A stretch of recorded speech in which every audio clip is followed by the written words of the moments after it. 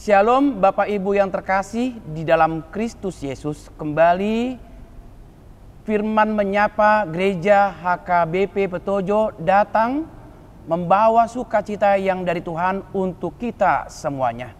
Oleh karena itu, sebelum kita membaca dan merenungkan firman Tuhan, mari kita bersatu di dalam doa. Terpujilah nama-Mu ya Tuhan di pagi yang indah ini, ketika Tuhan juga masih mengizinkan kami untuk kembali melakukan berbagai aktivitas dan rutinitas kami sehari-hari.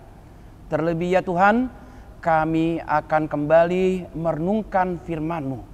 Oleh karena itu, ajari kami Tuhan, agar melalui firman-Mu itulah yang menjadi kekuatan kami melangkah dan berjalan bersama-sama dengan Tuhan. Kuduskan hati kami Tuhan, supaya melalui firman-Mu itulah kami juga bisa setia berjalan bersama-sama dengan Tuhan. Dalam nama anak-Mu, Yesus Kristus kami berdoa. Amin. Firman Tuhan yang menyapa kita di pagi yang indah ini tertulis dalam 2 Tesalonika pasal yang pertama. 2 Tesalonika pasal yang pertama ayat yang ketiga. Demikian firman Tuhan. Kami wajib selalu mengucap syukur kepada Allah karena kamu, saudara-saudara, dan patutlah demikian, karena imanmu makin bertambah dan kasihmu seorang akan yang lain makin kuat di antara kamu. Demikian firman Tuhan. Saudaraku yang terkasih di dalam Kristus Yesus, tujuan utama Allah menciptakan manusia adalah agar manusia itu bisa memuliakan Dia dan juga bisa menikmati berbagai kebaikan yang Tuhan berikan melalui alam ciptaan yang Tuhan nyatakan. Itulah tujuan utama Tuhan menciptakan manusia. Tetapi saat ini ada pergumulan yang dihadapi oleh jemaat di Tesalonika. Mereka tidak lagi menjalankan apa yang menjadi tujuan utama dari Tuhan. Mereka hanya mencari-cari kemuliaan bagi dirinya sendiri. Mereka hanya mencari-cari tujuan hidupnya yang hanya untuk menguntungkan diri sendiri. Dan akibatnya apa? Justru mereka mengalami penderitaan. Kehidupan mereka menjadi hampa. Kenapa? Karena selama ini yang mereka lakukan, yang mereka perbuat hanya untuk mencari-cari kemuliaan bagi namanya. Bukan nama Tuhan, tetapi bagi namanya secara pribadi.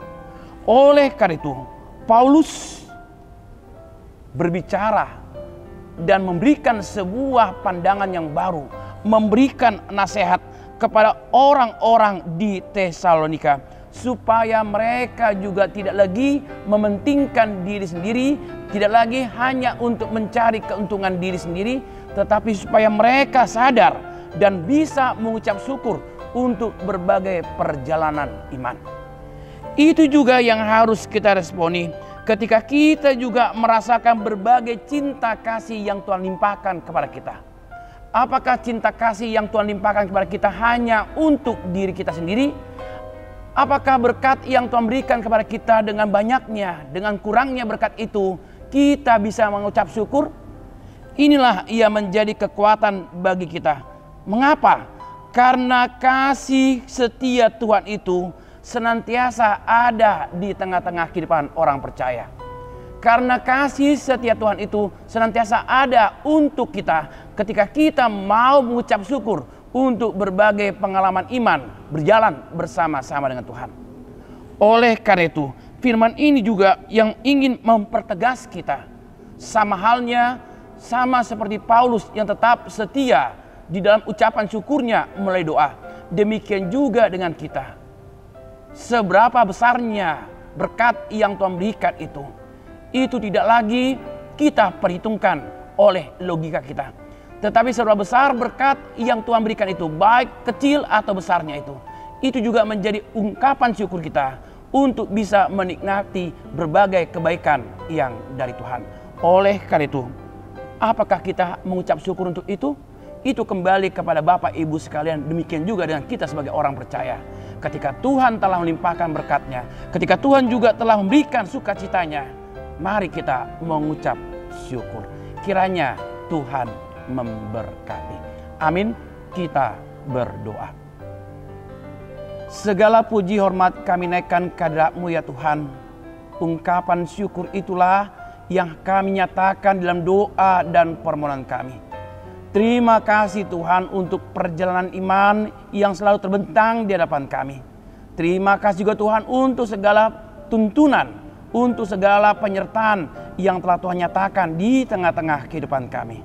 Ajari kami Tuhan, supaya kami tetap mengucap syukur untuk berbagai ragam kehidupan kami. Ketika kami menjalani berbagai persoalan kehidupan, ajari kami Tuhan untuk tetap sabar. Ketika kami juga menjalani berbagai proses pemulihan sakit penyakit, ajari kami Tuhan supaya kami tetap setia bertekun dalam doa.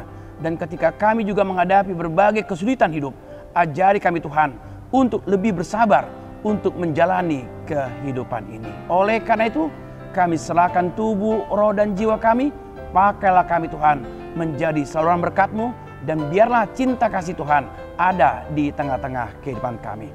Terpujilah nama-Mu. Dalam nama anak-Mu Yesus Kristus kami berdoa. Amin. Shalom, Tuhan Yesus memberkati.